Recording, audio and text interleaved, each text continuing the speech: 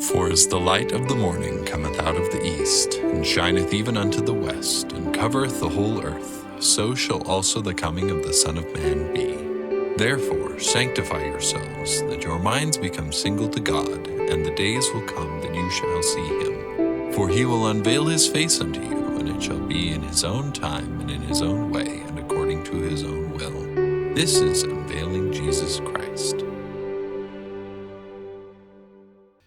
Hi, and welcome to this week's podcast on the Book of Revelation.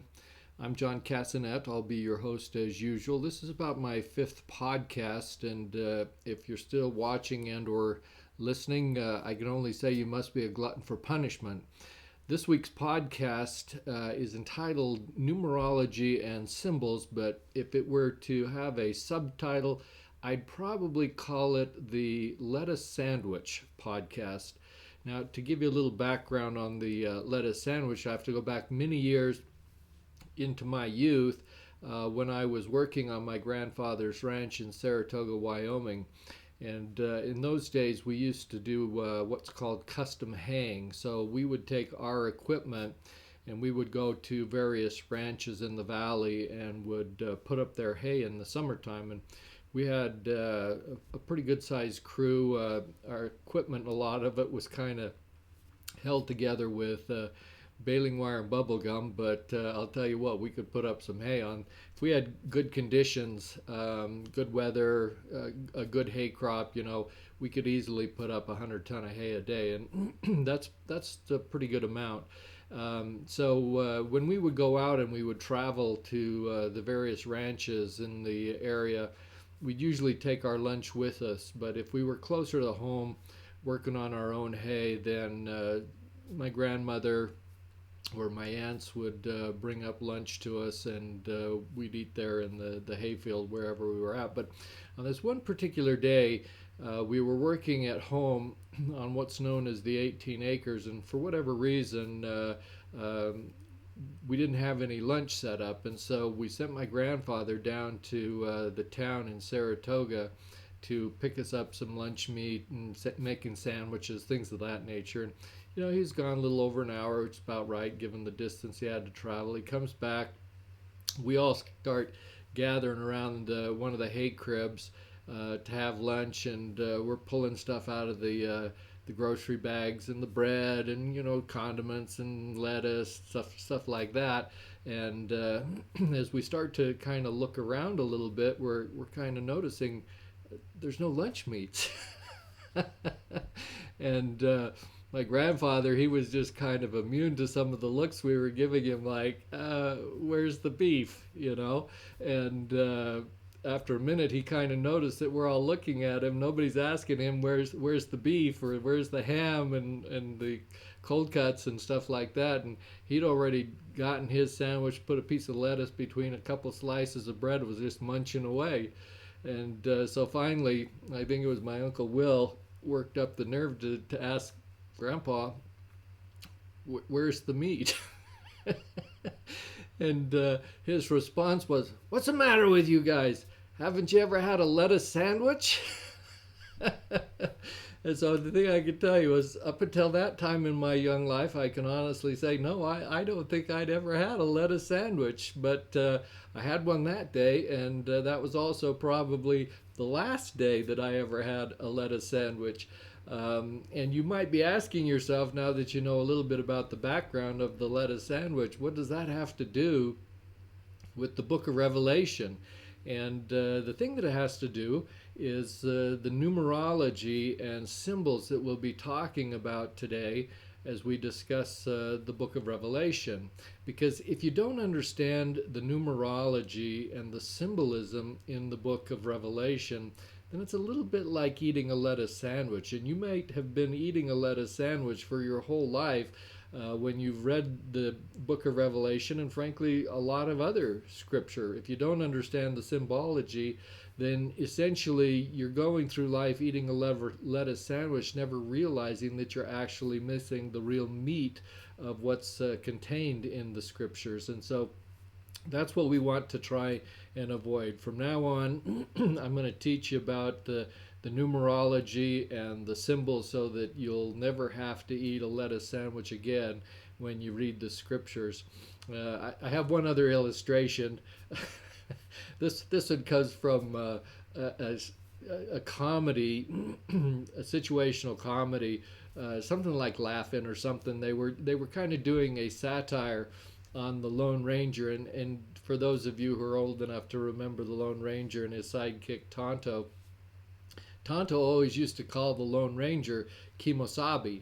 And so in this little satire they were doing on this comedy show, they kind of brought it into the present tense where supposedly the Lone Ranger's on the telephone and he's having a conversation with Tonto, and for one reason or another they're upset with each other, and I don't remember why they were upset, but I just remember they're having a heated conversation on the telephone, and you only hear one side of the conversation. So you see the Lone Ranger, he's talking to Tonto, but you only hear what the Lone Ranger is saying. And so that at some point in this heated conversation, the Lone Ranger says something to Tonto like, yeah, Tonto, of course I remember Kimosabi. And what? Do I know what Kimosabi means? No, I don't know what it means. What does Kimosabi mean, Tonto? And then he's got this crazy look on his face, very startled and very concerned, and he yells back into the phone, well, Kimosabi to you too, Tonto. And so the funny part about it is we don't realize what Kimosabi actually means until Tonto explains it to us, but all of a sudden, whatever it was that Tonto told to the Lone Ranger in that telephone conversation, all of a sudden it added a whole new dimension to what he understood about his relationship with Tonto. And so it is also in the scriptures and in the book of Revelation. If we don't know what these symbols are, then until somebody explains to us what Kimosabi is, we're just walking through life thinking that Tonto and the Lone Ranger are getting along just fine until he's told what Kimosabi actually means.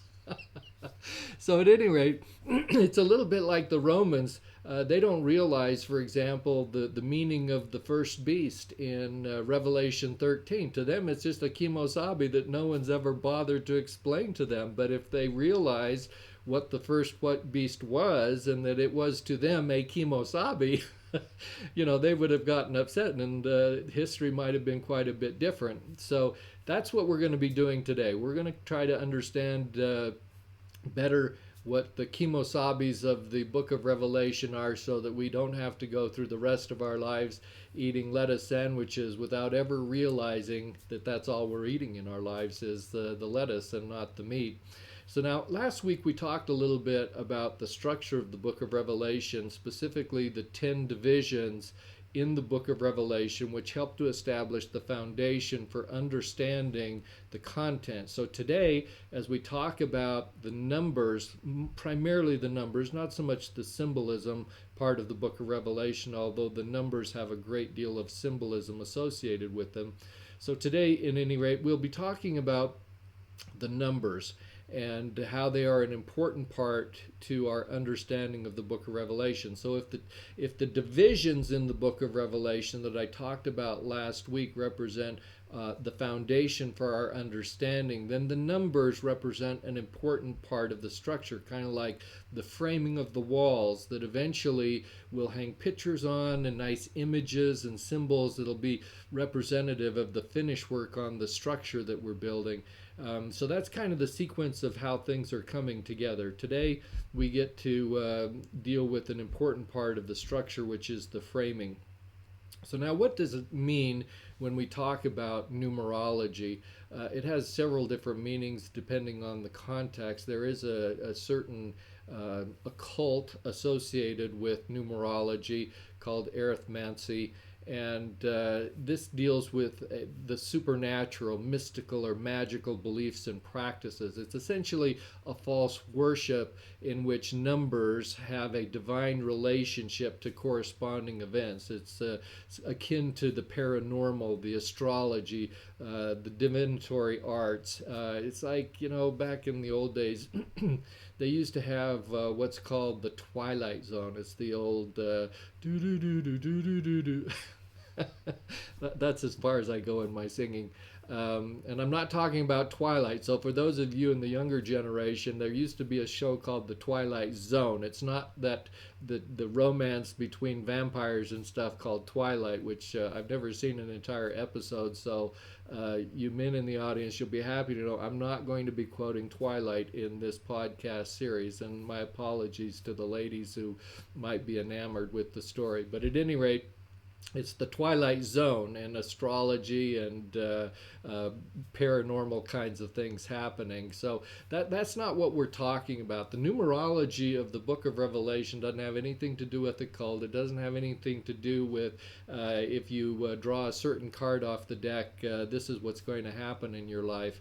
This is the study and meaning of symbolism of numbers, meaning numbers have a non-literal meaning as they get used in the Book of Revelation, and this just helps us to understand context. And there's really no dispute among scholars that numbers convey ideas, they convey concepts, they convey certain truths, and if you don't understand the number, then you're going to miss the concept and the idea that is being conveyed.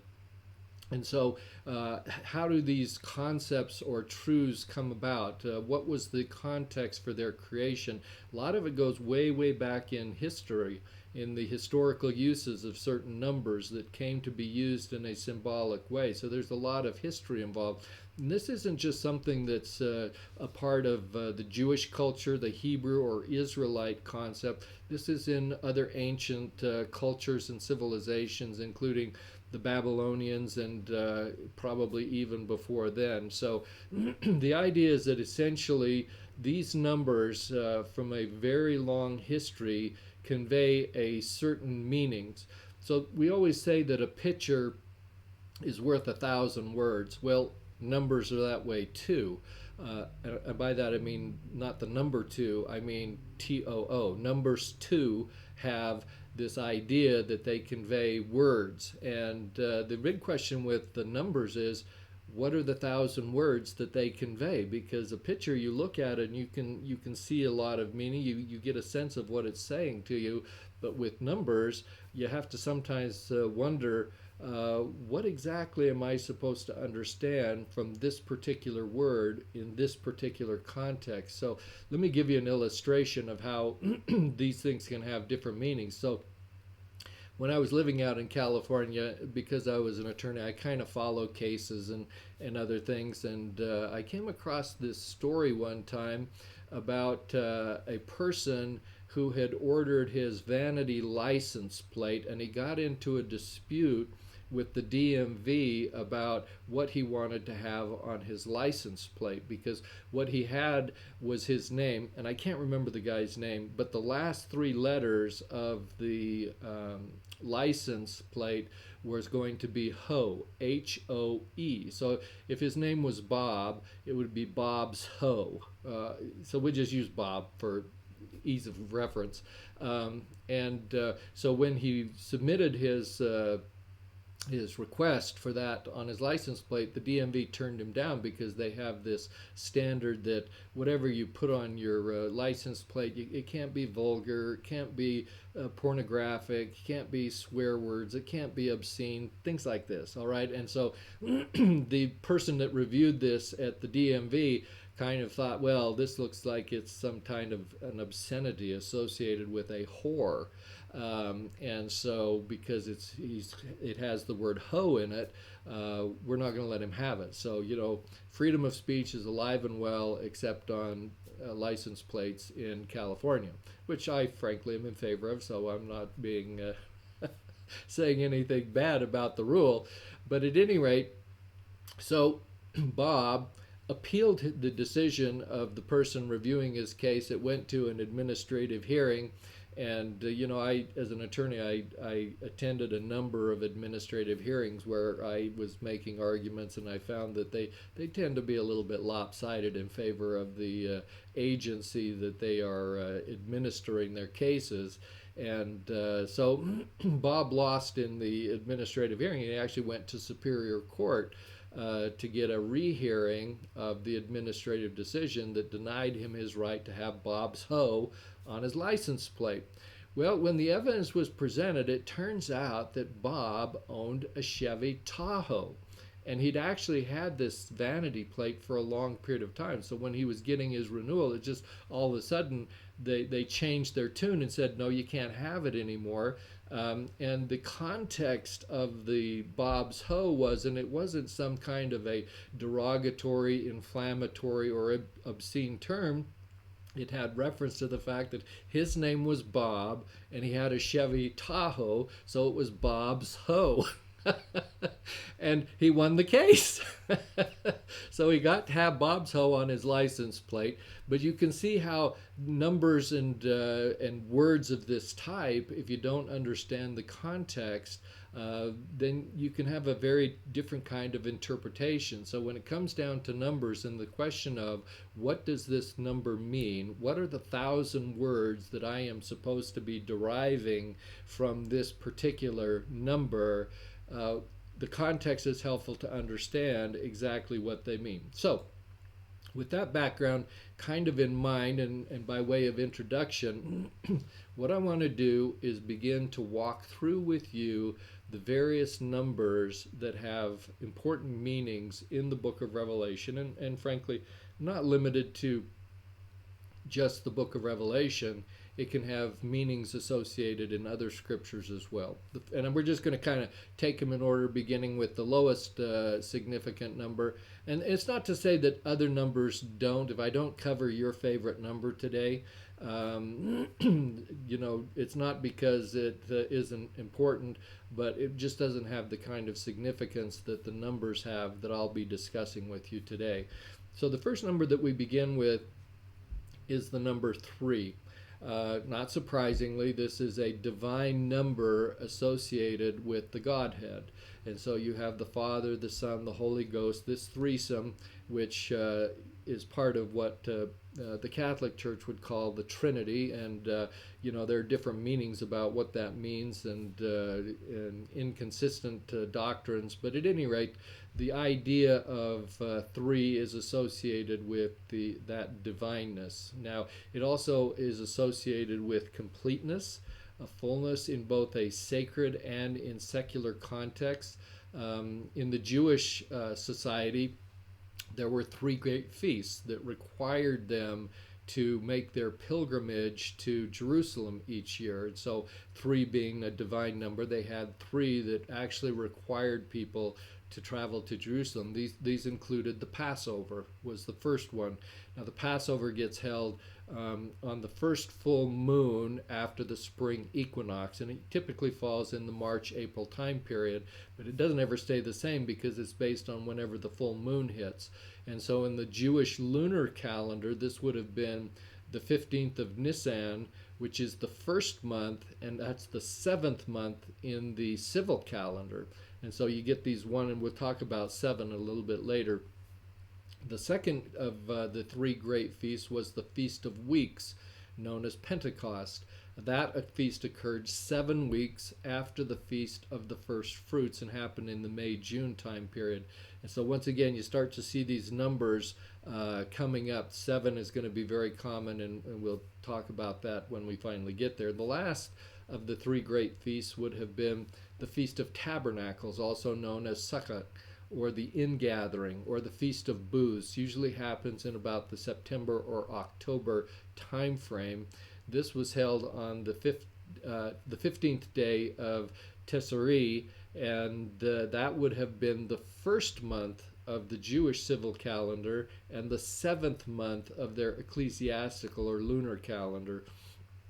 So those are the 3 great feasts, just by way of kind of little background. Now, some other examples or illustrations of the use of 3 are, for example, the Trisagion. This is whenever you hear the terms holy, holy, holy declared by an angelic being or someone else, or being thrice holy, that's the Trisagion. And so it comes in 3 because it's a divine appellation of holiness and the idea of worshiping and glorifying whoever it is. So in Revelation chapter 4, verse 8, you have the four living creatures who pronounce the Trisagion as they worship God the Father. We also have the three heavens. So we have the celestial, the terrestrial, and the telestial kingdoms that make up the three kingdoms of glory. And of course, within the celestial kingdom, we have 3 degrees of glory within that one kingdom. And so you see the repetitive use of the number 3 in various contexts. We also have word combinations that come up in 3 to express divinity as well. So, for example, when John was coming to raise Lazarus from the dead, he declared to Martha, who had come down the path in John 14:6, saying, "I'm the way, the truth, and the life." Now, it's not coincidental that he chose to use 3 words, way, truth, and life, to describe himself or his persona and personality in using 3 terms, because there is a divinity associated with that. So you can never hear a description of the Savior where 3 words are used and not now, adding the meat to your lettuce sandwich. Think about, this is an expression of his divinity. That's why they use 3 words. Jesus was identified as a prophet, priest, and king. Why? Because it's the threefold offices of Christ that, again, have the concept of divinity associated with them. Then we have things like the heaven, the earth, and the sea as an expression of the wholeness of creation. We have morning, noon, and night. We have breakfast, lunch, and dinner, which I'm not sure that that's a divine thing, except the other exception to this, of course, is if you're a hobbit and you have a second breakfast, it doesn't really work. So, but you have things just kind of naturally come up in 3s. We have, among the Jewish people, we have 3 watches of the night. And so in Gethsemane, there were 3 separate prayers. Remember, so he prays, he goes to pray, he comes back, the disciples are asleep. He goes and prays again. He comes back again, the disciples are asleep, and this time he says, "Sleep on." And so he goes a 3rd time, and so you have 3 divisions of what he was doing in the Garden of Gethsemane. Remember also, for example, after the Savior was resurrected, he appears to his disciples who were fishing on the Sea of Galilee, where he charges them to feed my sheep. And he does it in a 3-fold charge: feed my sheep, feed my lambs, feed my sheep, 3 times. When Abraham was making his covenant with the Father, he sacrificed 3 sacrificial animals that were each 3 years old. So again, these kinds of things come up.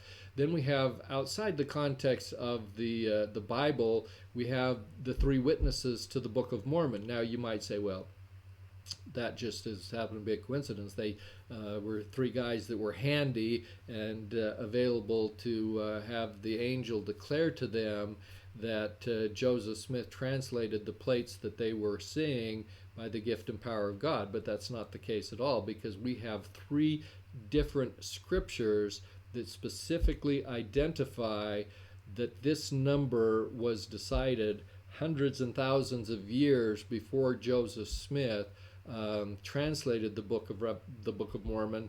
And so we have, for example, in 2 Nephi 27, you have Nephi saying that, and this is 2,400 years before the Book of Revelation comes forth, he identified that there would be 3 witnesses to the Book of Mormon. Moroni in Ether chapter 5 verses 2 through 4 likewise identified that there would be 3 witnesses to the Book of Mormon. That's 1,400 years before the 3 witnesses were identified. Finally, in D&C 5 verses 11 through 13, a revelation from March of 1829, the number 3 was confirmed, and of course we now know that those 3 individuals were Oliver Cowdery, Martin Harris, and David Whitmer, the 3 witnesses of the Book of Mormon. Not coincidental, not haphazard. They were specifically chosen, that number specifically, 2,400 years for the first time before the Book of Mormon ever came forth. So those are kind of some illustrations of the number 3. The number 3 is also a divine measure of time, and it's associated with the resurrection of Jesus Christ. And you're probably familiar with the Jewish tradition that when a person dies, their spirit kind of hung around for 3 days before finally saying, well, I guess this is it for me and I'm out of here. You had the example of Jonas, the prophet Jonas, or Jonah, being in the belly of the whale for 3 days. You have Christ in the tomb for 3 days. Now, even though he probably, if you count the number of hours in the tomb, he was there somewhere between probably 48, 56 hours or so. He rose the third day. And so in Jewish counting, they essentially associate a part day with a full day. And so Christ was in the tomb for 3 days. Again, a divine measure of time associated with his resurrection and other kinds of things. And it was he who declared that destroy this body, and in 3 days he would raise it up. So those are all kind of illustrations of the kinds of things in divinity associated with the number 3. We're now going to move on to the next number, and that's 3.5. We're not advancing very quickly here. I'm going one half number at a time, but it'll speed up. Have no fear. And so the 3.5 is actually an evil number. So where 3 is divine, 3.5 is considered to be evil. And the reason that it's evil is because it is half of the perfect number 7. And so, again, we probably should be talking about 7 first, but we'll get there. So, because it's a half of the perfect number 7, it's considered to be evil. It also identifies an age of evil that typically ends in judgment or victory for God. And I'll talk about that and give some illustrations of that. It also is something that is expressed in several different formats. So you can have 3.5, but that would, in terms of 3.5 years, that equates to 42 months. It also equates to 1,260 days. And so we're going to see these kinds of terms used in the book of Revelation. Sometimes you'll see the 42 months, sometimes you'll see the 1,260 days, but essentially it is a reference back to this concept of 3.5 years, which is a period of evil. In the book of Daniel, he expresses the same 3.5 years as a time, times, and halftime. Check out Daniel chapter 7 and you can read where he uses that particular system of identifying this period of 3.5. Now, how do you get 3.5 out of time, times, and halftime? It's because time equals 1, the plural times equals 2, and a halftime is half of 1, and so that's the half. So you get a time, 1, times, plural, or 2 plus a half equals 3.5. And so they're all talking about the same kinds of period of measurement. Sometimes they have reference to the same thing, and sometimes they have a different meaning altogether. They're not always staying or talking about the same period of evil time, but they use that to express the idea, whatever that period of time is, it's 3.5. So an illustration of this is where you have 3.5 days, which measures the period of time, and I'm talking literal days, 3.5 days representing the abomination of desolation that will occur at the time of the second coming when the two witnesses are ministering. So you remember the two witnesses. They're described in chapter 11 of the book of Revelation. They're going to minister for 3.5 years, and then they're going to be killed. Their dead bodies will lie in the streets of Jerusalem for 3.5 days. And it is during that 3.5 day period where we're going to have this abomination of desolation that will occur by the Gentiles, who will be able to basically overrun the city of Jerusalem, desecrate, destroy the temple, do some really, really, really bad stuff, particularly if you read in the book of Zechariah. Really bad stuff, but that's the desolation. That's a 3.5 day period of evil where that occurs. Then backing up and closely related by way of another illustration, we have the 3.5 year ministry of the two witnesses. That period of time is known as the Great Tribulation. And so that also is a period of evil that occurs precedent to the second coming. We also have a 3.5 decade period of time, which represents the period of time after the crucifixion of Jesus Christ in roughly 34, 35 AD, probably closer to 34. And then you have a 35-year period, or 3.5 decades, that we call typically the apostolic period.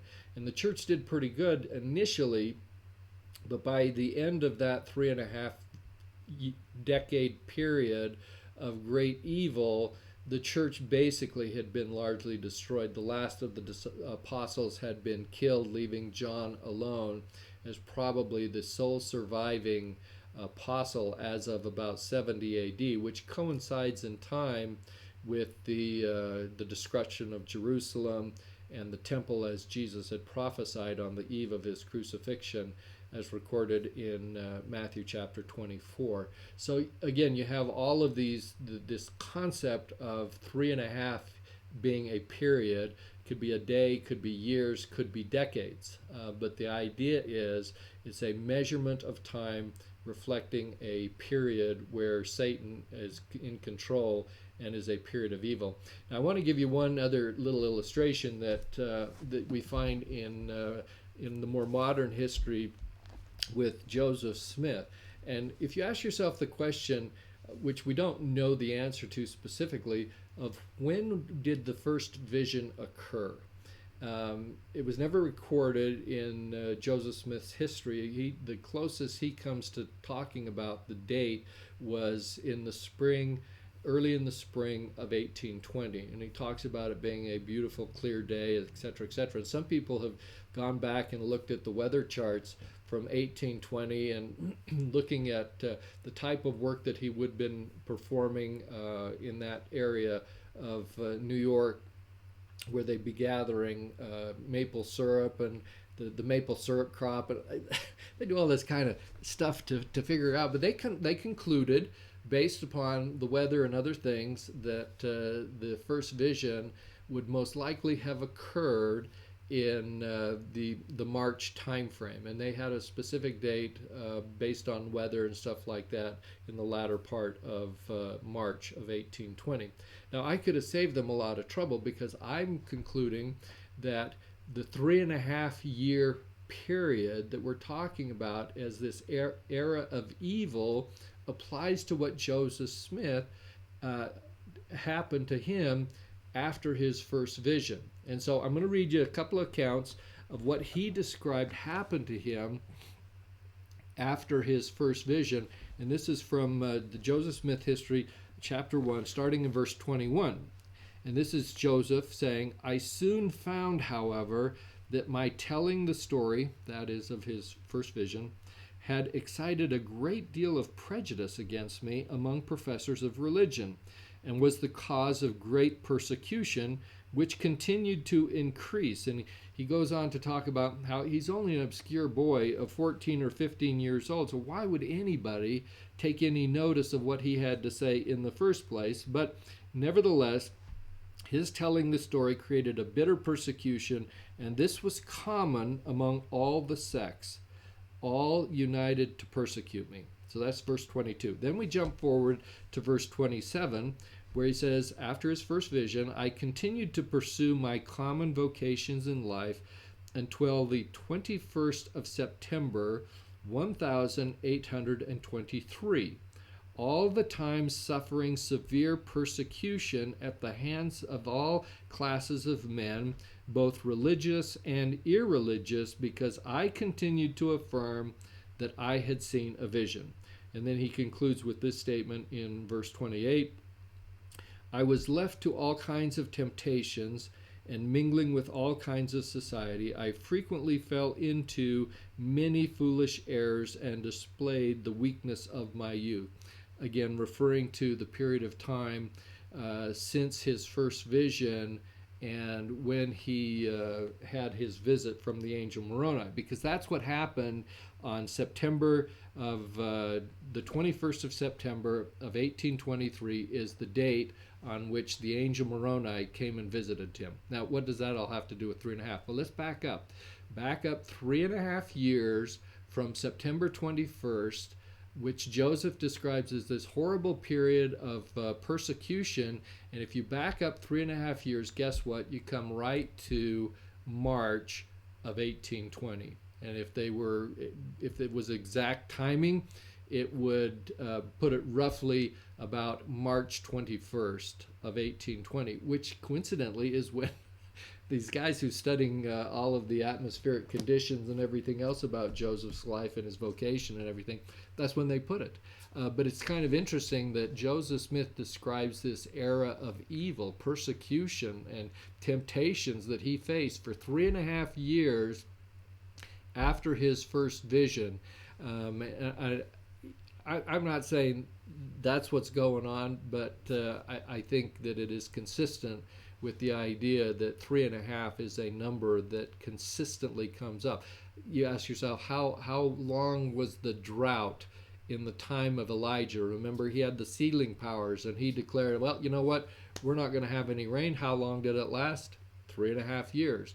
Go back to the desecration of the temple in 168 BC by the Greek guy by the name of Antiochus Epiphanes. He desecrated the temple in 168 BC. How long did it take the Jewish patriots, the Maccabee family, to cause the uprising and reach the point where they were ultimately able to cleanse the temple?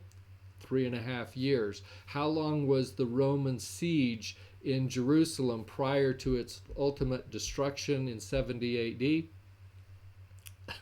I don't even have to tell you, right? 3.5 years. From 66 to 70 AD, the Romans had Jerusalem under siege, and as described by Josephus, just the hunger and mothers eating their children. I mean, the devastation is just horrendous. But it was a 3.5 year period of evil inflicted upon the Jews, and so there's consistency in the use of this, and we'll be talking about it more because it comes up with some frequency in the book of Revelation. So with that, we're going to now move on to the next significant number, and that's the number 4. 4 is a world number, or the world number. It represents a geographical whole, and so you have 4 cardinal points of the compass, and so this represents physical completeness as opposed to spiritual and some other things. It's often expressed by 4 words grouped together. So, for example, if we talk in terms of all nations, kindreds, tongues, and people, which is a phrase that is fairly common in all kinds of scripture, the idea is the use of the 4 words is probably less concerned with what does the specific word nation refer to, what is the specific word kindred, what is tongues, what are people. It's really an expression that we're talking about geographical completeness. And so if you say that the gospel needs to go forth to all nations, kindreds, tongues, and people, what you're really saying is it needs to be geographically complete, going throughout the entire world. We have the 4 gospels in the New Testament, which some attribute the fact that there are 4 specifically because the number 4 then translates into the idea or concept that it is a testimony to the whole world. Now, if you want to consider the question of how should I love God, if the first great commandment is to love the Lord, well, how am I supposed to do that? Well, you're supposed to do it with your whole heart, might, mind, and strength. There's 4 words that describe how you should love God. And again, the idea is that there's nothing no part of you that is not part of loving God. And so there's a certain wholeness expressed by the number 4 as well through the word combinations that are used in the Doctrine and Covenants section 4, where it says you're supposed to serve God. How are you supposed to serve him? Again, with all your heart, might, mind, and strength. The number 4 appears in other places. For example, Nebuchadnezzar's dream identifies 4 world kingdoms: the gold representing Babylon, silver, the Medo-Persians, the brass, the Greek Empire, and the iron legs representative of the Roman Empire. So 4 world kingdoms. We also have in the scriptures talking about the fact that the elect are to be gathered from where? The 4 quarters of the earth, representing spiritual Babylon, or the worldwide scope of spiritual Babylon being in the 4 quarters. Israel is to be gathered both from the 4 quarters of the earth and from the 4 winds. When we think about winds, you have to stop and start thinking about, well, that's something heavenly. That's something that's not earthly. And now all of a sudden, if you're understanding the symbolism associated with winds as distinct from the earth, suddenly it reaches over into the spirit world, where we're going to have the gathering of Israel from the 4 quarters of the physical earth, but also from the 4 winds, or from the spirit world. And President Nelson has been talking about that a lot of late, the fact that we have to be working on both sides of the veil to gather Israel, and that's consistent with these words that express the 4 quarters of the earth and from the 4 winds. Other illustrations or examples of the use of the number 4, we have the 4 creatures in paradise in Revelation 4 and 5 that are representative of the 4 classes of creation. And by the 4 classes of creation, essentially we're talking about the human family, or the kingdom of man, then the kingdom of the beasts, the kingdom of the plants, and then the mineral kingdom. So the 4 classes of creation represented by these 4 living creatures in paradise. We have the 4 streams that flowed out of the Garden of Eden. So you had one big river flowing out of the Garden of Eden, and it divided into 4 main rivers. We have the dimensions of the Holy of Holies as a square, okay, being 4 corners. In the celestial city, described in Revelation chapter 21, everything's kind of identified in terms of describing the dimensions and structure of the city, comes in 4s.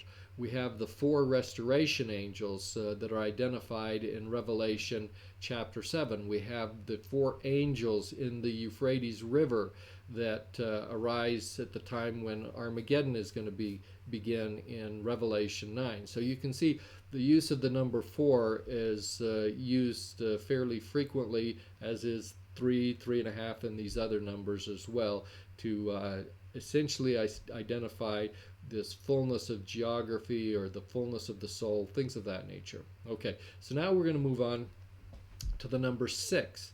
The number 6 is also considered to be an evil number because it approaches but falls 1 short of the perfect number 7. So that's why it's an evil number. It's also evil because it is half of the sacred number 12. And so when we get to our discussion of 12, we'll realize that it also is considered to be a sacred number. If you only get half of it, well, that's obviously evil. In connection with the number 6, we can talk about the fact that if you put 3 6s together, you basically have combined, you now use the number 3 together with the number 6, putting them together to get 666. Well, that must mean perfect imperfection, because you've taken a perfect number 3, putting it together with an imperfect number 6, perfect imperfection, which describes the second beast that John identifies in Revelation 13:18. And so we'll talk about him when we get to chapter 13. Okay, so now finally we get to that moment we've all been waiting for, the number 7. It's the granddaddy number of them all. It's kind of like the Cheyenne frontier days of the Bible, if you will. And so this is the most widely used number in the Bible. It appears almost 600 times in the Bible. And essentially it is representative or symbolic of completeness, perfection, fullness. And it's not limited to the ancient Israelites or the Jews. It's a number that has that same meaning in many ancient cultures, such as the Persians, Hindus, even the American Indians, in ancient China, in Egypt. Okay, the number crops up all over the place, and it fairly consistently deals with this idea of completeness, perfection, and fullness. So in the scriptures and in religious context, just to give you a few illustrations, and I'm not going to go over all 600 of them. You'll be happy to know. But you have the 7 days of creation. You have the 7 dispensations or 7 millennia of temporal time. When Joshua and the Israelites entered the promised land, and the first city they came to was Jericho, and they had to basically capture Jericho. Well, what they do? Well, they naturally marched around the city 7 times, and you stomp on their feet, and before you know it, the whole city just kind of collapses. But that's after 7 circles of running around and chanting. How many devils possessed Mary Magdalene? 7. There were 7 beatitudes. The leprous Naaman in the Old Testament had to bathe 7 times in the Jordan River to be cleansed of his leprosy. The 7th day of the week was the Sabbath, and it was made a sacred day, a day of rest. The menorah, how many candlesticks on the menorah? We know 7, of course. We have 7 archangels. When the Sadducees came to Jesus asking him a hypothetical question about marriage, and you'll remember they said this woman was married, her husband dies, but he had 7 brothers, and she had to marry each of them in turn, and each in turn she had a very bad luck. She was the widowmaker, and each of the brothers died, but there were 7 of them in the story that is used by the Sadducees. Again, the idea is it's not so much that there were 7 of them as a number, as a literal number, but the symbolism associated with 7, meaning she married everybody she could, and they're just trying to convey this idea behind the story. So those are all illustrations of things that you'll find in the scriptures. To be a little bit more specific, the book of Revelation uses the number 7 not less than 52 times. And so you have 7 seals, you have 7 trumpets, you have 7 vial plagues, you have 7 churches, and the list kind of goes on and on, but this number just gets repeatedly used. In a secular context, you have the number coming up as well. For example, Jacob worked 7 years in order to be able to marry Rachel, and then of course his father-in-law did a switcheroo, and so he ended up working another 7 years because he ended up with Leah first, and so finally got to marry Rachel after another 7 years. When Jacob bowed down to his brother Esau, remember Esau sold his birthright to Jacob, and they were at odds for a long period of their lives, but finally they reconciled. And when Jacob came to reconcile with Esau, it says that he bowed down to Esau 7 times. In Egypt, we had 7 years of plenty and then 7 years of famine. In the story of Samson, how many locks of hair were supposedly going to make him weak? It was 7. Nebuchadnezzar heated his furnace 7 times more than usual in order to burn Shadrach, Meshach, and Abednego. Now, if you're having difficulty remembering the names of these 3 Hebrew men that were thrown into the furnace that was heated 7 times, then I will simply refer to you my good friend George, who said the best way to remember it is your shack, my shack, and a bungalow. So that's how you can remember Shadrach, Meshach, and Abednego. Your shack, my shack, or a bungalow. Now, I've also heard it your shack, my shack, and a bed to go. So at any rate, but you can see where these number 7 come in. The bungalow, not so much an issue of 7, but at any rate.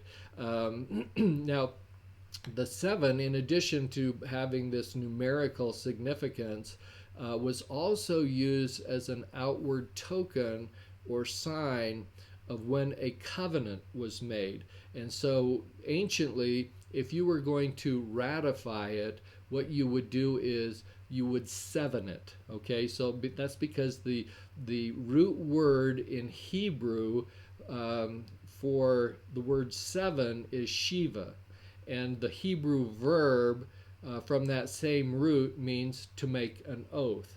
So seven was associated with oath making, and I can give you an illustration of that. So we go all the way back to the time of Abraham, who dug his well in the southern part of the lands promised to Israel. And after he built the well, there was a little bit of a conflict that came up with his neighbor by the name of Abimelech. And so they were fighting over who owns the well. And eventually, I'm sure they lawyered up and got to a settlement conference and figured out, okay, here's the deal.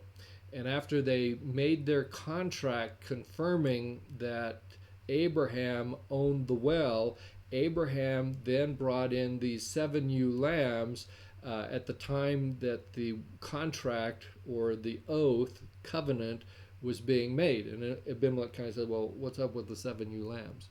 And the reason is because the 7 is associated with covenant making, and it became a sign of the covenant that was made between Abimelech and Abraham. Now, you still know the place today because the name of the place where that occurs still carries the name associated with the 7 ewe lambs that were brought to this well. And the name of it is Beersheba. You say, oh yeah, I remember hearing about Beersheba. Well, Beer means well. Sheba, coming from that Hebrew root word, means 7. So it became the well of 7, Beersheba. And so that's how essentially he confirmed the contract. Now today we just run off to the title company and see who owns the land. But in the olden days, they didn't have the title company, and so they do things to commemorate and to signify what occurred in that location, and it still bears those markings today. So those are all kind of illustrations of how the number 7 works, and as you see the number 7 come up, you'll now have hopefully a better context and understanding for what it really means. So now we move on to the number 8. The number 8 represents a new era or new life, a superabundance, if you will, after the perfected age of 7 is complete. And if you want to take some examples of this, we have, for example, the 8 witnesses to the Book of Mormon. We talked about the 3, and then there were 8. Not coincidental that the Lord designated that there were to be 8 witnesses to the Book of Mormon in addition to the 3. We also have Sunday being the 8th day of the week. It also represents the new Christian era. We commemorate the resurrection of the Savior on this first day of the week because of his newness of life. But the first day of the week also represents the 8th day of the last week before that. And so you see this idea, the concept of this newness of life is associated even with the worship of the Savior on our Sabbath day on a Sunday, because that is the newness. Okay, you had other illustrations of when lepers were reinstated into society after their cleansing. That occurred after 8 days. You have the circumcision of male children on the 8th day, corresponding also in this time with the baptism of children at age 8. When you get baptized, of course, you come up out of the water a new person and a new life. You take upon yourself a new name of Jesus Christ. And all of these things are tied and connected to the number 8. You had the Pentecost, which was the 8th day after 49 days of time, meaning the Pentecost was the 50th day after the first harvest occurred. And so there were exactly 49 days, 7 weeks of 7, and then that one extra day being the 8th day after the 49 of 7 sevens, then you have the Pentecost. We also have 8 people saved on the ark in the days of Noah. And there are probably other illustrations, one of which, of course, you might not think is, but that would be Johnny Lingo. So if you grew up, in my era, Johnny Lingo was something, when you would go to the temple and do baptisms for the dead to keep the kids from getting too rambunctious, we'd always watch Johnny Lingo, and it kept our attention. I don't think they do that anymore. I don't know why, but at any rate, so Johnny Lingo, you remember the story.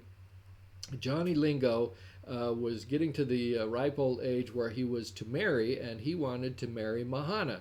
And Mahana was, is described in the movie, not a very attractive girl, and her father thought she was ugly, and that he couldn't get very many cows as a dowry for Mahana. And so the big debate was, how much would Johnny Lingo be willing to give for Mahana to have her become his wife? And so the day of the negotiation comes up, and everybody's sitting there thinking to the father-in-law, if you ask for just one leg of a cow, you'll be asking too much. You don't even have enough for a pot roast on Sunday. And so the father sits down with Johnny Lingo, and he takes the bold move of saying that he wants 3 cows for Mahana, and the whole village is sitting there just in shock and awe, that the father would have the gall to ask for 3 cows for Mahana. And Johnny Lingo's reaction was, 3 is not enough. I will give 8 cows. So Mahana became an 8-cow woman. Now you can see here the symbolism now. Oh, you don't see it? Well, hang on. Here's the symbolism. First of all, he could have had her for 3 cows, which is a divine number. He offers 8 cows. But think about what happened next in the movie, right? After Johnny offers 8 cows, what that did for Mahana was encouraged her and gave her a sense of self-worth, to the point that she became the person that was truly represented by the 8 cows that she was worth. And so the father-in-law, you'll recall, after Mahana becomes this beautiful woman in this movie, he's mad because he didn't think that he asked for enough cows. He should have gotten more than even the 8 cows. But the idea is, and I don't know that the producers of this movie had any idea that they were choosing 8 cows as a symbol of a newness of life, a new era, and of superabundance. But that's essentially what happens, was the 8 then turned Mahana into this new person. She had a new life, and this new beauty that was unfound until the 8 cows. So there you have it. Now you'll always remember, when you hear 8 in the scriptures, you're going to be thinking about Johnny Lingo and Mahana for the rest of your life. And it's better than a lettuce sandwich. All right, so we now come to the number 10. 10 is the universal number for wholeness and completeness, okay? But it's different than the number 7, because 7 also has this concept of wholeness and completeness and fullness, and the difference being that 7 is a sacred number, and 10 tends to be more of a universal number that is not necessarily and often is not associated with sacred things. And so you can have worldly kingdoms and their power that are associated with the number 10, just as you can have 10 being associated with completeness in the kingdom of God as well. Now, the other thing that you have when you think about the number 10 is it is a representative whole of a part. And so think of tithing, for example. You have tithing that is 1/10, but a tenth is only part of the whole thing. And so that's where the number 10 kind of comes into play here a little bit. The Jews use tens and multiples of tens in their system of counting. And in the book of Revelation, we're going to encounter some things where numbers are described in terms of 1,000,000 or 10,000 times 10,000. In describing the 200 million people that make up the armies of Armageddon, the book of Revelation describes it as 200,000 thousands. All right, so these are where some of the tens come into play.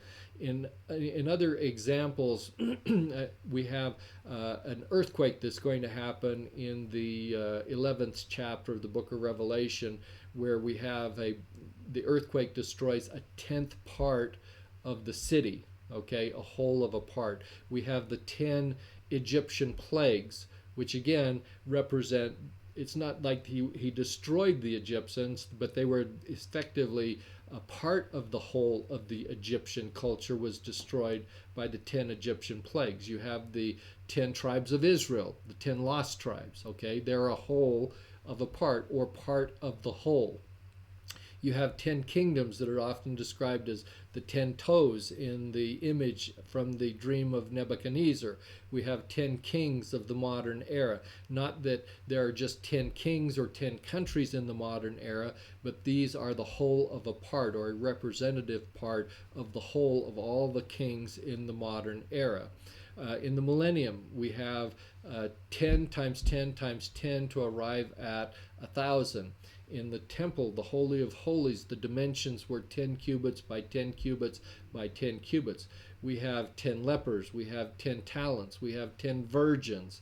In the Jewish society, you had to have 10 worshipers minimum in order to be able to worship in the synagogue. Similarly, you had to have a minimum of 10 people to eat the Passover meal. We have the 10 cities of the Decapolis on the east of Jordan. In the Revelation chapter 13, we have the first beast that has 7 heads, 10 horns, and 10 crowns. So in this context, this beast, it's describing here the power of the beast, because a horn is symbolic of power. So if you think of a bull or something that has these horns and he comes and gores you, you know, that's pretty ugly. So the idea is that a horn conveys this notion of power. So if Satan has 10 horns, he's really powerful, but by the same token, since it's using the number 10, you have to understand that, oh, but it's only a part of the whole. So he has lots of power, but he does not have all power, because he has only the whole of a part of the power that God allows him to have. You have in another example from the book of Revelation in describing Smyrna, which is one of the 7 cities. You had 10 days of tribulation that they're going to go through. Does that mean they had 10 actual days of tribulation that they were going to be subjected to? The answer is no. What they had was they had tribulation that was a whole of a part, or part of the whole, meaning they weren't going to be destroyed by it. It was going to challenge them a great deal. Now, one other illustration we have is the 10 Commandments, okay? And we have to recognize that the 10 Commandments, while they establish this moral code and the expectations of our Father in heaven, because there are 10 of them, they don't represent all of the law. They don't represent, you do these 10 things and you're a shoo-in for the celestial kingdom. They are a whole of a part that is reflective of what the Lord expects of us. And I had an experience with the 10 Commandments when our family went over to Israel in 2017, and we took one of those tours. So we were with a group of people, and we travel around on a bus and see the various sites, and it's very enjoyable. And so we had a tour guide that was on the bus. His name was Adi Israel. And he's a great guy, great tour guide. And one day he's up in the front of the bus. So, I took all of the children. So we had our children and their spouses and all of us. They'd always kick us to the back of the bus because we were always so noisy and raucous. And so that's the way things went in Jerusalem. And so Adi is up in the front of the bus. You know, he's a speaker, so you can hear him. And he was explaining to us that by Jewish tradition, there are 613 laws set forth in the Jewish Torah, and when they wear their shawls or their robes, they have 613 little strands representing each of the 613 laws from the Jewish Torah. And as he's explaining this, I shout from the back of the bus. And I said, "Hey, wait a minute. I thought there were only 10 commandments. You're telling me that we have this commandment inflation of 613? And so his reaction was, "Throw him off the bus."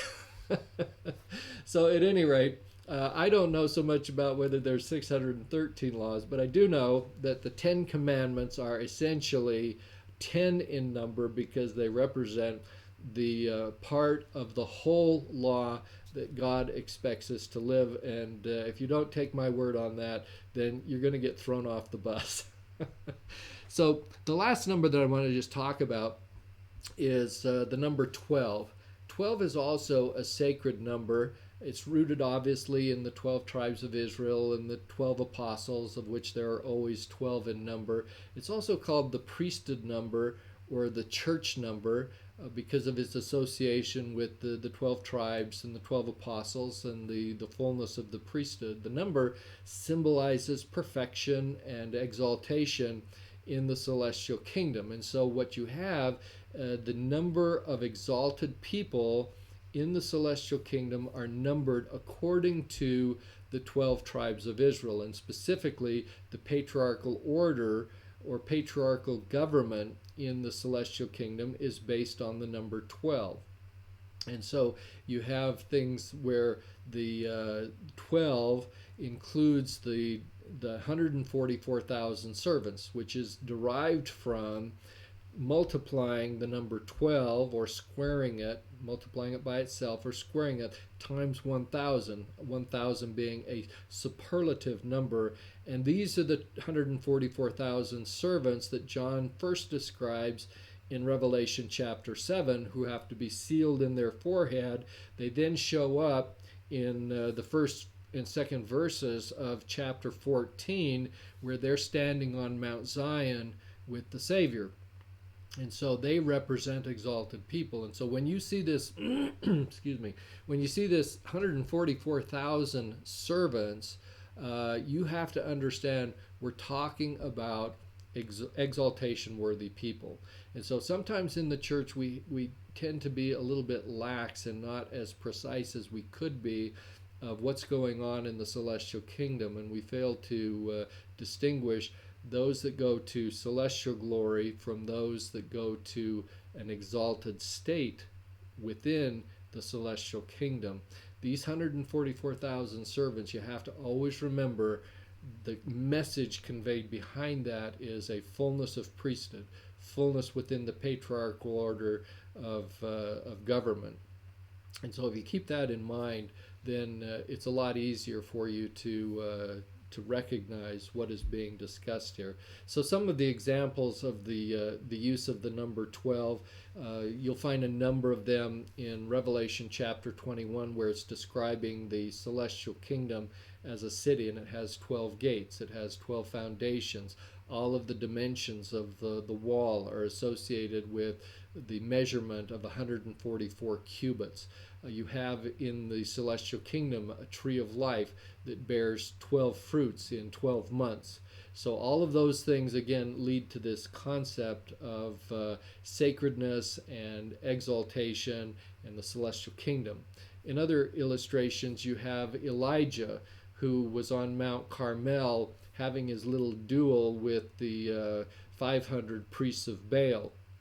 And after the priests of Baal had tried unsuccessfully to get the sun god Apollo at that time to rain down fire and start the fire on the altar, Elijah then took 4 jugs of water and poured it on the altar to just completely drench it in water before Jehovah was called upon to rain down fire. And after he put the first 4 jugs of water on the altar, he repeated that 3 times. So he put 4 jugs, brought in 4 more, did it a second time, and then a third time. So you end up with how many jugs? Okay, 3 times 4 is 12. So he had 12 jugs of water that he was using to douse the altar before calling down fire from Jehovah. We have, of course, things like 12 months in the year. We have the 12 jewels in the breastplate worn by the high priest. We have the 12 cakes of showbread in the tabernacle and in the temple. We have Joshua erecting 12 stones at the time that they crossed the Jordan River. In the Joseph Smith translation of Revelation chapter 5, verse 6, he gives a description of Jesus Christ as the Lamb of God and describes him in symbolic terms as having 12 horns and 12 eyes. Again, concepts associated with the priesthood and in its fullness. All right. So those are the significant numbers that we have in the book of Revelation and in other contexts. Now, it's important to keep in mind that numbers can be used in combination with each other to provide additional meanings, or certain numbers are derived from certain base numbers. And if you understand all of them, then you can see how they fit together. So, for example, the perfect number 7 is a divine number, as we have talked about, but it also is derived from the addition of the divine number 3 added to the world number 4. So perfection in 7 comes from 3 added to 4. The number 70 is represented as the number 7 multiplied by the number 10, which typically means a multitude of people. It can also stand for a prophetic period of years. So, for example, how long were the Israelites, the Jews, in captivity in Babylon? 70 years. And that, again, is a derivation from the 7, sacred 7, multiplied by 10.